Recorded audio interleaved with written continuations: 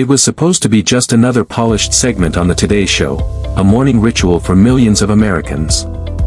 The atmosphere was calm, the studio lights warm, the coffee brewed, and cue cards neatly aligned. Meghan Markle entered the building with her usual grace, dressed in neutral tones that reflected elegance and composure. She came to promote her latest philanthropic efforts, hoping to shine a spotlight on her charity initiatives and speak about motherhood, growth, and moving forward. On the other side of the table sat Savannah Guthrie, a seasoned journalist, loved by morning show audiences for her balance of charm and grit. But behind Savannah's welcoming smile was a different energy, one not entirely aligned with Meghan's expectations. What unfolded next wasn't just an interview. It was a televised confrontation, measured, tense, and riveting from start to finish. For the first few minutes, it all played out predictably. Meghan spoke about children's literacy, female empowerment, and her hopes for the future.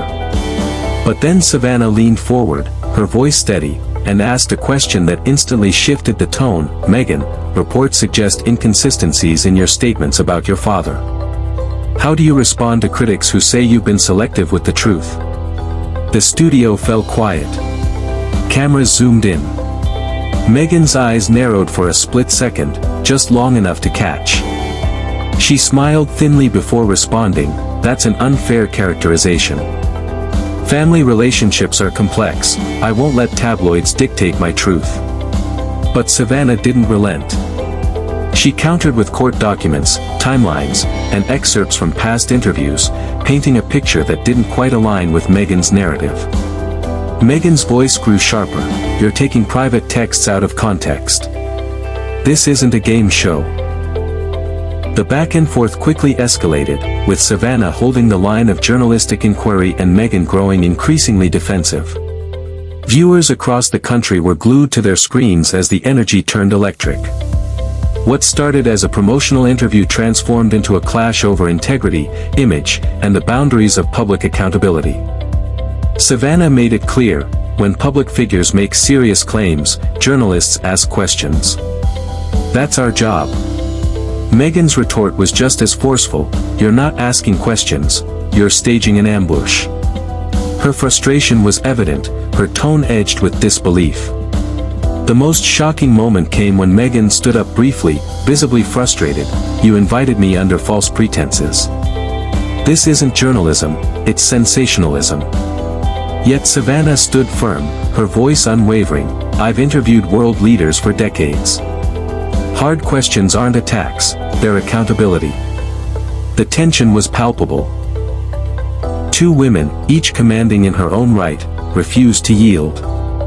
The segment concluded not with resolution, but with deep division, between those who believed Savannah crossed a line and those who thought Meghan deflect.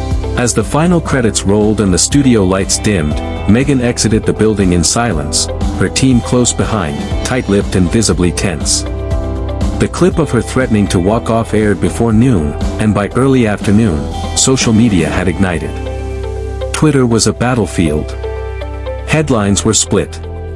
One side praised Savannah Guthrie as a fearless journalist unafraid to challenge a narrative that many had accepted without question. The other condemned the segment as an ambush, accusing the show of setting Meghan up under the guise of a promotional appearance. Hashtags like #TeamSavannah and #ProtectMeghan trended side by side. Meghan's defenders argued she'd been lured into a hostile environment, blindsided by aggressive tactics disguised as journalism. They called it another example of a biased media refusing to let a woman, especially a woman of color, move forward without being pulled back into the chaos of her past. But Savannah's supporters countered with logic and receipts. They pointed to court filings, text messages, and timeline inconsistencies that had gone unchallenged for too long. Their message: if you want to tell your truth on television, you must be prepared to answer for it. The debate moved beyond fan circles and into the world of professional commentary. News anchors, political analysts, even former royals' advisors weighed in. Some called Savannah's tone professional but firm. Others claimed her demeanor masked calculated aggression. In an editorial for a major publication, one columnist wrote, "Savannah Guthrie didn't ask any question Meghan Markle shouldn't have anticipated. If your story is solid, why fear the follow-up?" Yet another piece countered, "There's a fine line between journalism and public interrogation. That line was crossed on national television." Backstage sources revealed that producers at the Today Show had anticipated potential conflict and even rehearsed alternative endings to the segment, suggesting they were fully aware of the emotional minefield they were stepping into. Meghan's team reportedly requested that the full, unedited interview be made available to prevent further narrative manipulation. Within 48 hours, the network complied. The raw footage, 43 minutes long, was uploaded, where viewers could judge for themselves.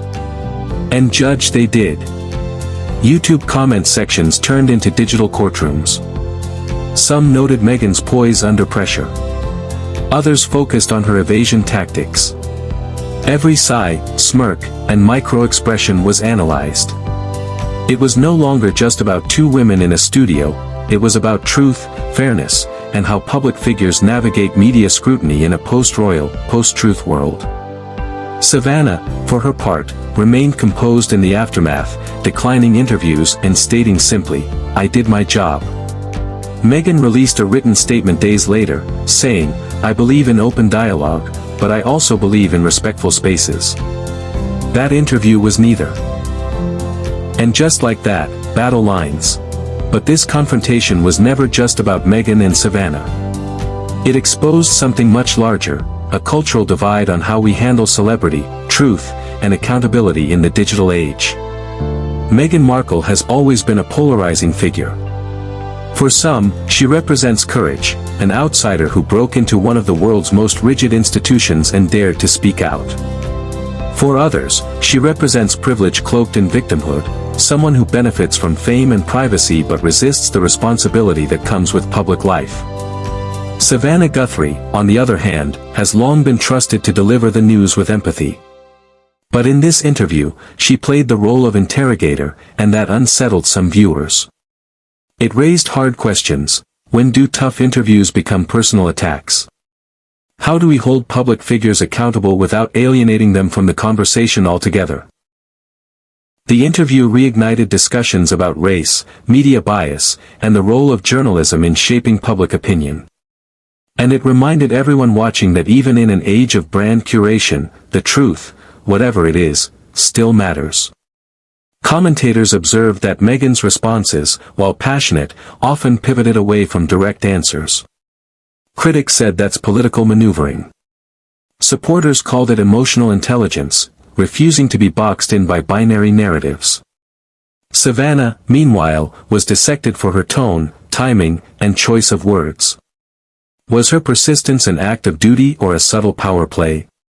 Was she genuinely seeking answers or capitalizing on controversy? Somewhere in the noise, the core question remained, who decides what's fair in an unfair world of media spectacle? In the days following, clips from the interview were used in university media ethics classes. Late-night hosts joked about it. And influencers broke down body language frame by frame. Meghan and Savannah became symbols, not just of their own brands, but of two opposing philosophies on how to engage with a public that demands both vulnerability and perfection. If Meghan had walked away, some might say she preserved her dignity. If she'd stayed silent, they'd call her evasive. And if she fought back, as she did, then she risked appearing combative. There was no perfect way to win. For Savannah, the calculus was equally complex. Push too hard, she becomes the villain. Hold back, and she fails as a journalist. The interview was a masterclass in tension, between truth and trust, power and perception. It wasn't about who won or lost. It was about what was exposed, the fragility of image in a world that devours authenticity but punishes imperfection. And in the aftermath, as the headlines faded and the cameras turned off, the echoes of that explosive morning still linger. Not just on the screen, but in the cultural conversation it ignited. Because once the masks fall and the questions land, what's left isn't scandal. It's reality.